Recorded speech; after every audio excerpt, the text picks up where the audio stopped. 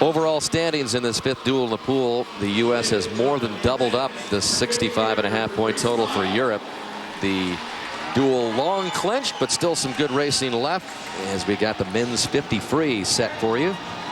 And there is a familiar face from Beijing in those electrified games. Garrett Weber-Gell, part of the greatest relay gold in history. In that relay where Jason Lezak chased down Alain Bernard of France to win it, keep Michael Phelps' hopes alive to 8 gold medals. Garrett Weber-Gell made the Olympic team in this event. He is in lane 2. Next to him in lane 1 is Vladimir Morozov, third in the 100 last night. He's a sophomore at USC, grew up in Southern California.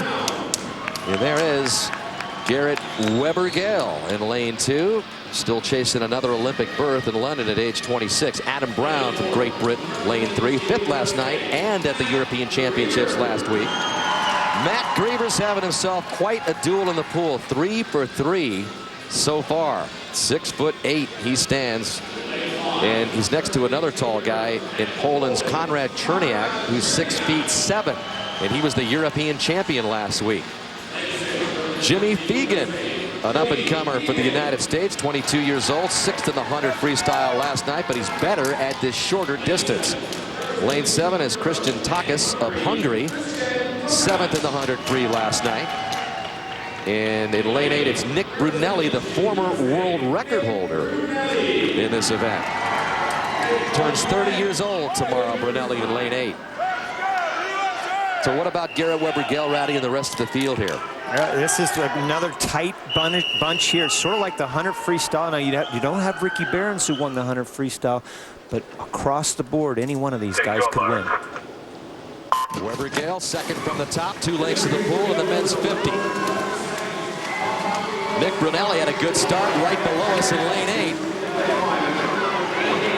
8. As they churn to the one and only turn, and as they come out of it, Morozov is looking good up there in lane 1, but here comes Adam Brown in lane 3, and also at the bottom in lane 8. It was a good finish there, but in the end, it is Brunelli who gets it done. He just looked good from the get-go, Rowdy, was he sped right past us. And this is what was so fascinating about this event, is because any one of those swimmers could have won. And it was so hard to tell at the end because you had lane 1, lane 8, lane 3. And usually your eyes start to center on the center of the pool. The start, once again, so important. You've got to remember there's a fin. You see that fin right now? That is the first time that that's going to be able to be used in the Olympic Games next summer. And that helps that back foot with a little bit more support. There's that fin again. It gives you back foot support and increases that velocity into the water.